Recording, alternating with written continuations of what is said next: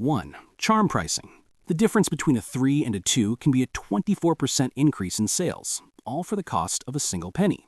This is charm pricing, also known as odd pricing or just below pricing, where a price ends in a 9, 99, 97, or any other digit just below a round number.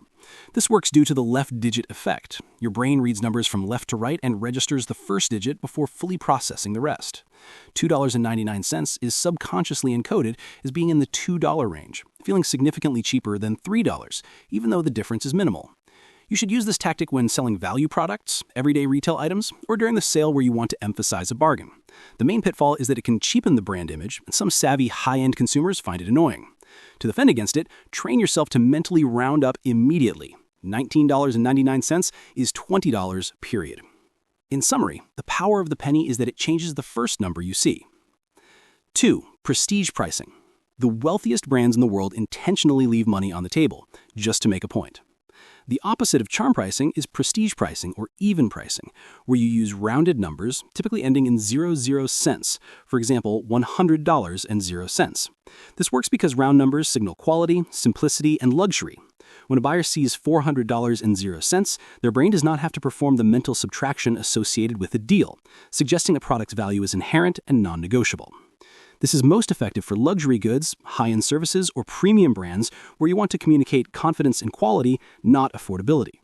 The pitfall is that it eliminates the perception of a bargain and will deter price-sensitive buyers. To defend, ask yourself if the rounded price genuinely reflects a quality difference, or if the retailer is simply signaling wealth to justify a higher markup. In summary, when the price is clean, the quality is meant to be clean. 3. Price anchoring. The first number you see, even if it's ridiculous, will hijack every decision you make afterward. Price anchoring establishes an initial price point, the anchor, often high, that serves as a mental benchmark for comparison. It works due to the anchoring bias. Our minds struggle with absolute value and instead rely too heavily on the first piece of information offered. Use it when introducing a new product by first showing a manufacturer's suggested retail price, MSRP, that is crossed out, or by presenting your most expensive option first. Its effectiveness is huge in tiered models and sales. Ethically, the pitfall is using a completely fake or inflated MSRP. To defend, always research the independent market price before you ever look at the seller's price tag. In summary, never let the seller define your mental starting line. 4. Tiered pricing. If you can't decide between cheap and expensive, companies know exactly which option you'll default to. Tiered pricing involves offering 3 or more distinct price points for a product or service. This works due to the compromise effect, a cognitive bias where people avoid extremes and are naturally drawn to the safe middle option. To use it, strategically position your most profitable option as the middle tier between a cheap, low-featured option, the starter, and a premium, fully loaded option, the premium. The pitfall is that if the tiers aren't clearly differentiated, buyers will default to the cheapest one. To defend, analyze the features of the middle tier. Is it truly the best value or just the most average price? In summary, the middle ground is often the most expensive place to stand. 5. Decoy pricing. A company will sell a product they know no one will buy purely to make a different product look like a steal. Decoy pricing, or the asymmetric dominance effect, involves introducing a third, slightly inferior option, the decoy, that is priced almost identically to a superior option. The famous example is the $5 online subscription, $12 print subscription, and $12 print plus online subscription. The useless $12 print subscription makes the print plus online option seem like an incredible value. This works because the presence of the decoy shifts the brain from comparing value to comparing dominance, making the target option clearly superior. Use this when you have a specific, high-margin product you want to push. Its pitfall is that it can feel manipulative if the decoy is too obviously useless. To defend, ignore the decoy entirely and compare only the 2 options you actually care about. In summary, the decoy is a distraction. The value is in the primary comparison. 6. Price partitioning. The biggest psychological barrier to spending money is seeing the total cost. Price partitioning is the tactic of separating the total price into multiple components, most commonly seen as product price plus shipping fee. It works because the brain processes the initial lower product price as the anchor, minimizing the overall psychological cost barrier. Use it primarily online to capture attention with a lower list price. The pitfall is that it creates friction at checkout, leading to cart abandonment when the full price is finally revealed. Ethically, transparency is key. To defend, always calculate the final, all-in price, product, tax, and shipping before you hit Add to Cart. In summary, the listed price is the appetizer, the total is the meal. 7. Bundle pricing. You often buy things you don't need just so that total cost feels like a better deal. Bundle pricing is grouping several products or services together and selling them for a single price lower than the sum of their individual costs. It works because it simplifies the decision and creates the satisfaction of getting a deal. Use this to move less popular inventory or increase the average order value. The pitfall is that if too many items in the bundle are unwanted, the entire bundle loses appeal. To defend, apply the rule of elimination. Ask yourself, would I buy all these items individually at their fair price? If not, the bundle is a waste. In summary, a bad deal on 3 items is worse than a good deal on 1. 8. The power of zero. The word free is a cognitive cheat code that makes rational thought disappear. The power of zero is leveraging the word free for a product, a service, or most commonly, free shipping. It works because the benefit of zero cost is exponentially more powerful than any small quantifiable dollar amount. Our brains overvalue free due to the removal of perceived risk. Use this by steadily rolling shipping or service costs into the base price of the product and then marketing it with free shipping. The pitfall is that customers often see through obvious price inflation. To defend, remember that nothing is truly free. The cost is always accounted for somewhere else in the transaction. In summary, free is not a price, it's a feeling. 9. Urgency or scarcity pricing. Your best judgment disappears the moment you believe something is about to vanish forever. Urgency or scarcity pricing is the use of time limits, like a 24-hour flash sale, or inventory limits, like only 5 left, to create immediate psychological pressure.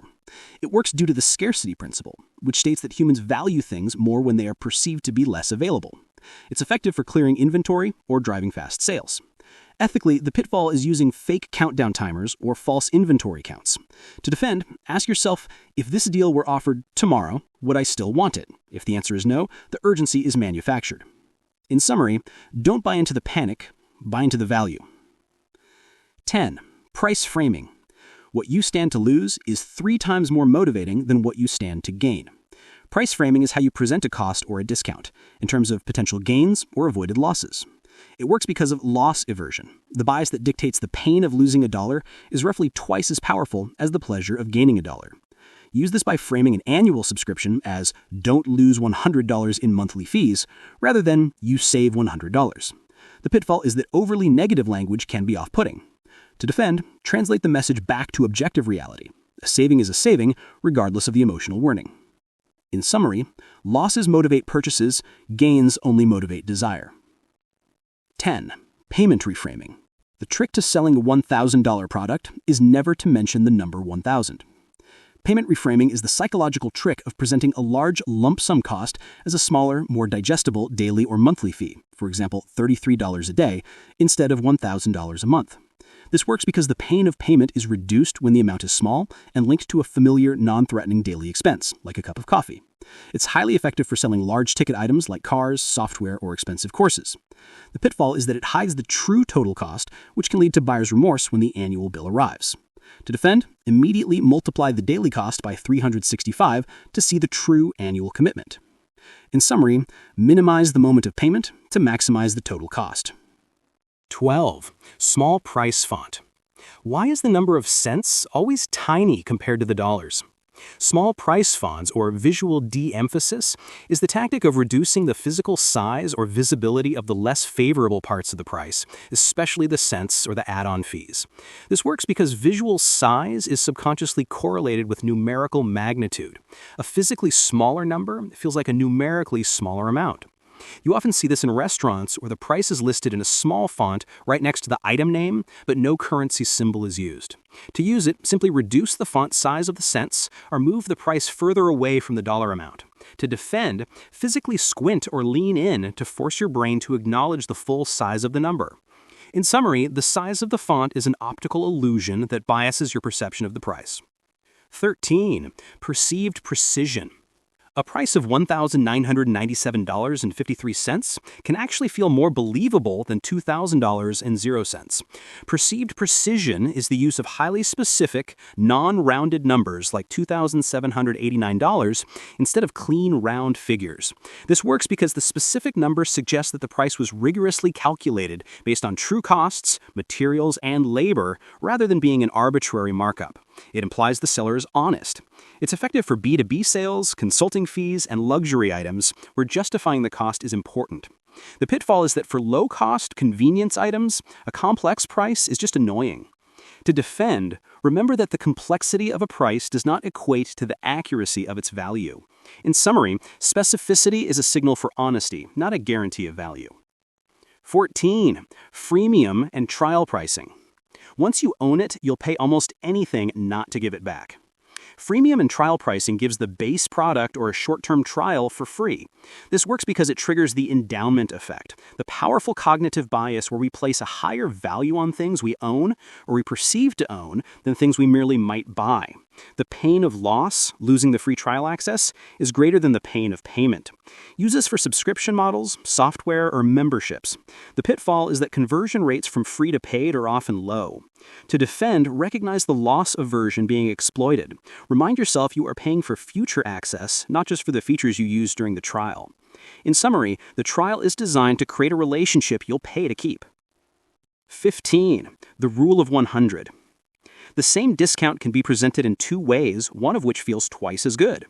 The rule of 100 is a discount heuristic. If the price is under $100, frame the discount as a percentage, e.g. 50% off. If the price is over $100, frame the discount as an absolute dollar amount, e.g. $50 off. This works because the brain focuses on the number that is numerically larger. 50% feels bigger than 10, a $10 saving. $50 feels bigger than 5, a 5% saving. Use this for all promotional messaging. The pitfall is misapplying the rule, which makes the discount seem small.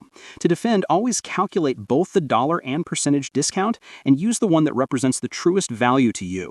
In summary, the perceived size of the saving depends on the price bracket. 16. BOGO. Would you rather have 50% off or a free product? Your brain prefers the free one. BOGO, or buy one, get one, often free or half off, is a strategy that frames a simple discount as an emotional gain. A buy one, get one free deal is mathematically identical to a 50% discount on both items, yet consumers overwhelmingly prefer the BOGO offer. This works because the word free is an emotional trigger that bypasses rational thought, creating a sense of windfall gain. This is a powerful form of bundling. The pitfall is that consumers often end up buying an item they didn't need just to get the second item for free. The defense is to mentally translate every BOGO into its simple percentage discount equivalent, then ask if the discount on the original item is worth buying too. In summary, the feeling of free is the most expensive word in the entire pricing language. You now have the full playbook. Every time you see a price, you should be able to identify at least one of these psychological triggers.